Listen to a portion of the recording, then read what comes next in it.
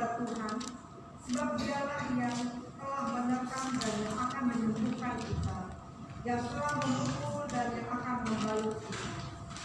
Ia akan menghidupkan kita sesudah 2 hari. Pada hari yang ketiga, Ia akan membangkitkan kita, dan kita akan hidup di hadapan-Nya. Marilah kita mengenal dan berusaha sungguh-sungguh mengenal Tuhan. Ia pasti muncul seperti fajar. Ia akan datang kepada kita seperti hujan pada akhir musim yang mengakhiri hidup. Demikian pembacaan Alkitab. Hendaklah firman Tuhan dengan segala kekayaannya diam di dalam hatimu, dan ucapkanlah syukur kepada Allah.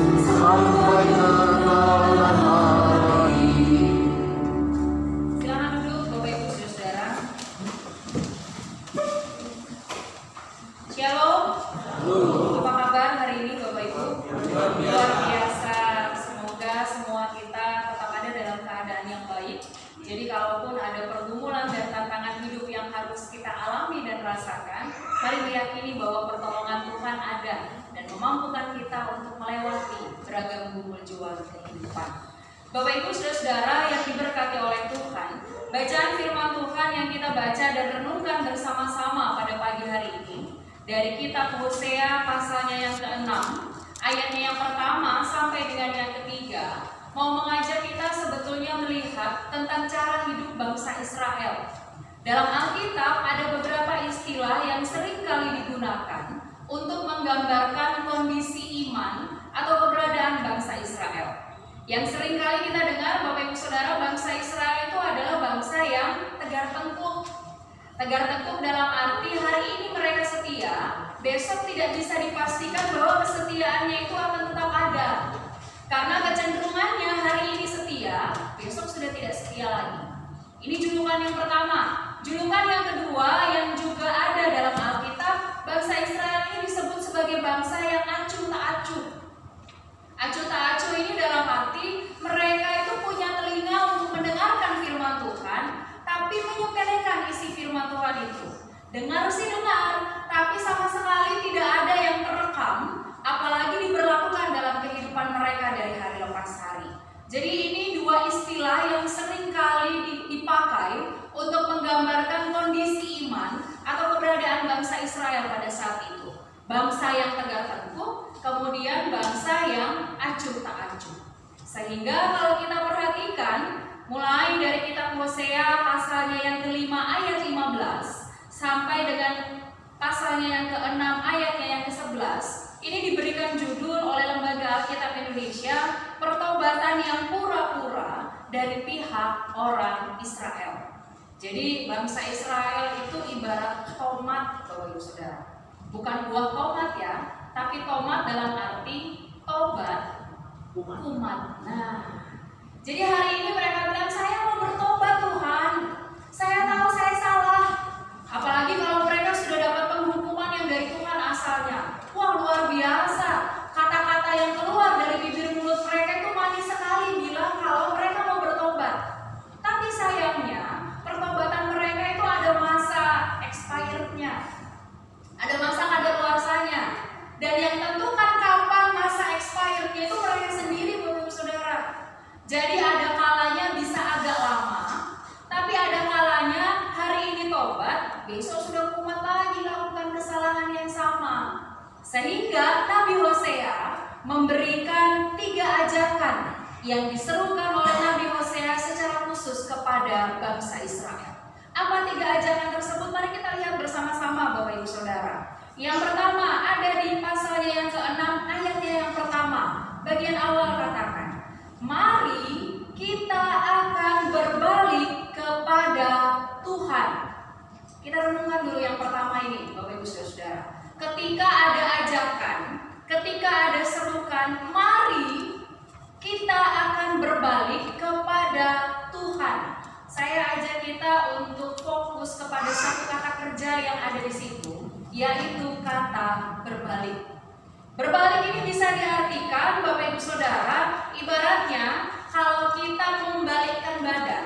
Jadi kalau awalnya posisi badan kita itu melihat ke belakang, berbalik itu artinya semua badan kita ini berubah posisi.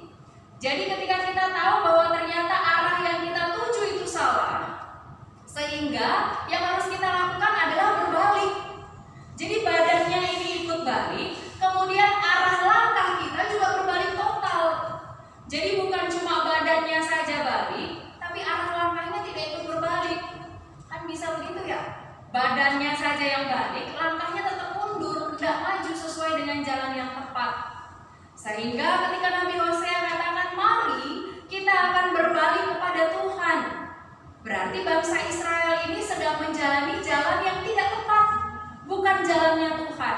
Sehingga mereka diajak, mereka diserukan untuk segera kembali ke jalannya Tuhan, untuk segera berbalik arah supaya mereka bisa kembali berjalan di jalannya Tuhan. Di sini mau kita lihat bersama-sama Bapak Ibu Saudara yang diberkati oleh Tuhan, untuk bisa berbalik kepada Tuhan ada beberapa hal yang harus kita ingat bersama-sama. Yang pertama, kalau kita mau berbalik kepada Tuhan, maka sebagai manusia kita harus bisa menanggalkan kesombongan dan keegoisan kita sebagai manusia. Kesombongannya di mana? Karena seringkali kita rasa jalan yang kita tempuh itu sudah yang paling baik, itu sudah yang paling betul, itu sudah yang paling benar. Padahal tidak. Jalannya manusia itu kan belum tentu baik dan benar menurut pandangannya Tuhan. Dan ketika kita diingatkan bersama supaya kita harus berbalik kembali ke jalannya Tuhan, keegoisannya kita harus ditanggalkan dulu, kesombongannya kita harus dibuang dulu jauh-jauh. Karena kalau kita masih sombong, kalau kita masih merasa bahwa saya mampu dengan segala sesuatunya, kita tidak akan berbalik ke jalannya Tuhan, Bapak Ibu Saudara. Karena kita rasa jalan yang kita tempuh itu yang terbaik. Sehingga untuk bisa berbalik kepada Tuhan, mari tanggalkan kesombongan. Punya hati itu semakin rendah hati, jangan semakin tinggi hati. Karena semakin tinggi hati seseorang, semakin merasa bahwa apa yang saya lakukan sudah benar. Padahal menurut Tuhan itu tidak benar. Ini yang pertama. Yang kedua, kita harus sadar Bapak Ibu Saudara, bahwa berbalik itu tidak sama dengan menoleh, gitu ya. Kalau berbalik itu berarti badan kita semuanya ikut muter, balik arah, kemudian langkah kita pun berubah. Beda dengan menoleh. Menoleh itu cuma kepala kita saja yang menoleh ke belakang seperti ini. Menoleh sejenak bisa. Dan yang Tuhan mau kita ini bukan cuma sekedar menoleh, tapi berbalik arah. Jadi kecenderungan kita ketika kita tahu jalan kita salah, kita noleh dulu ke belakang nih. Oh itu jalan yang benar. Tapi kok kayaknya susah ya lewati jalan yang betul itu. Tantangannya lebih banyak, pergumulannya jauh lebih besar. Nggak jadi. Jalan yang di depan saya ini rasa-rasanya lebih mudah, meskipun bukan jalan yang tepat, meskipun bukan jalan yang benar. Dan diingatkan secara khusus bagi Bapak. Jalan yang pertama, berbalik kepada Tuhan. Yang kedua ada di ayatnya yang ketiga bagian A. Ayat yang ketiga katakan, marilah kita mengenal dan berusaha sungguh-sungguh mengenal Tuhan. Ini menarik Bapak Ibu Saudara. Ayatnya yang ketiga bagian A ada ajakan untuk mengenal, tidak berhenti sampai di situ saja, dan sungguh-sungguh mengenal Tuhan. Jadi dalam satu perintah ini atau satu ajakan ini ada dua hal yang ditekankan. Pertama, berusaha untuk mengenal Tuhan. Lalu yang kedua ditekankan lagi, sungguh-sungguh mengenal Tuhan. Jadi bukan hanya sekedar mengenal Tuhan saja. Saya ajak kita mulai dengan perbedaan antara kata tahu dan kata kenal. Lebih dalam mana ya Bapak Ibu Saudara antara kata tahu dan kenal? Kenal. Kenal ya. Tahu itu ibaratnya, oh iya saya tahu namanya B. Udah selesai saja, itu cuma tahu. Tapi kalau bicara soal kenal, itu lebih dalam. Seluk-beluk kehidupannya kita paham, apa yang jadi pergumulannya kita paham, dan lain sebagainya.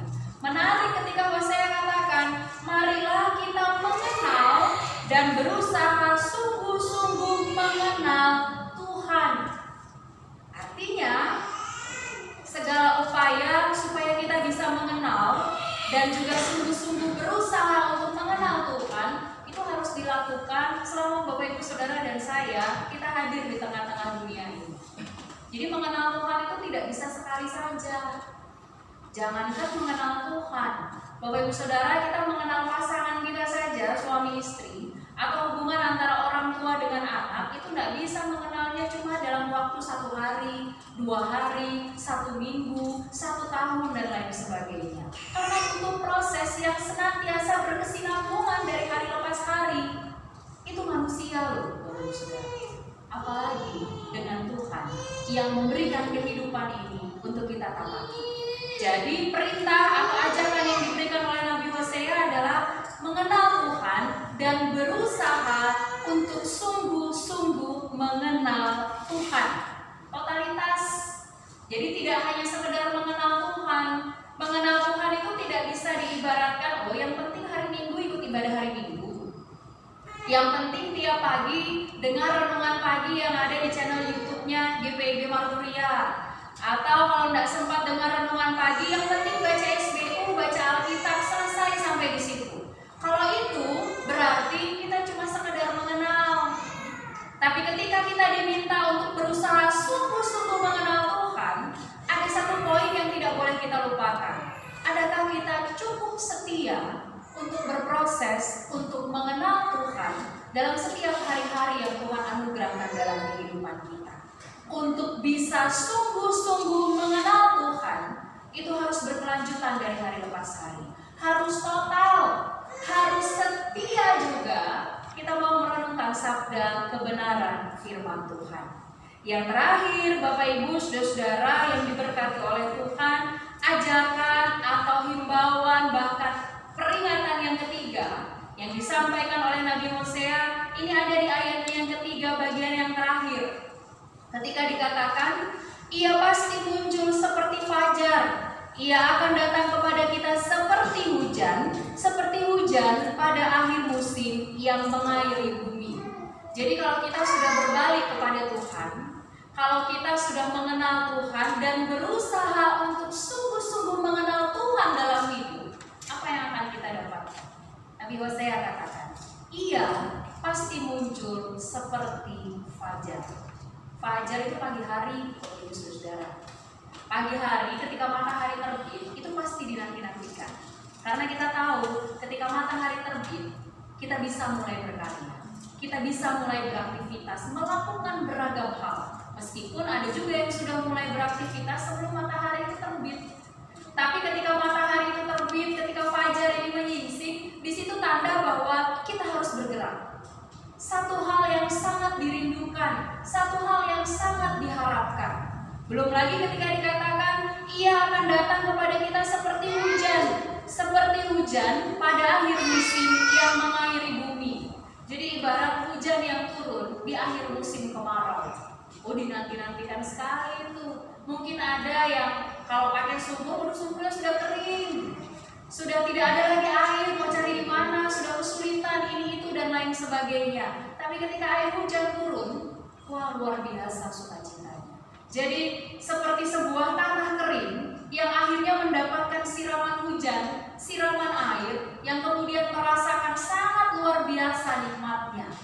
Itu yang akan dirasakan kalau kita berupaya untuk berbalik menurut jalannya Tuhan dan kemudian berusaha juga untuk sungguh-sungguh mengenal Tuhan. Bapak Ibu Saudara yang diberkati oleh Tuhan, dari sini saya mengajak kita untuk melihat bersama-sama bahwa cara Tuhan untuk memulihkan kehidupan seseorang itu misteri. Misteri dalam arti kita tidak pernah tahu bagaimana cara Tuhan memulihkan keadaan kita. Tapi yang harus diyakini, pemulihan itu pasti akan terjadi. Jadi jangan kita sibuk pikirkan bagaimana ya cara Tuhan memulihkan kehidupan saya. Caranya seperti apa ya? Jangan pikir caranya. Tapi yang harus kita imani, pemulihan itu pasti terjadi. Dan kemudian yang harus juga kita lakukan, bagaimana caranya sambil menanti pemulihan yang dari Tuhan asalnya berlaku,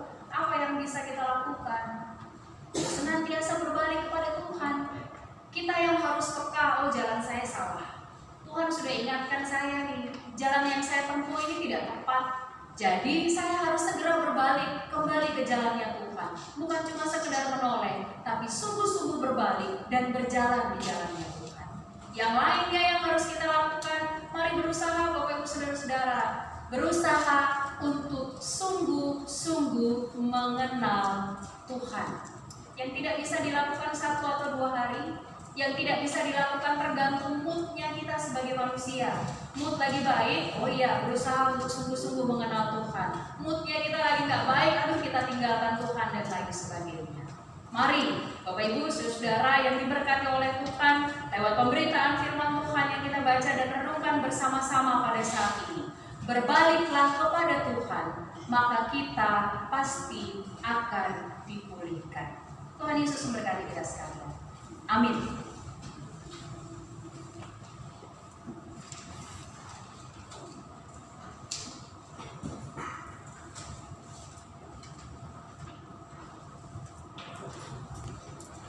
Kita akan masuk ke dalam penetapan baptisan.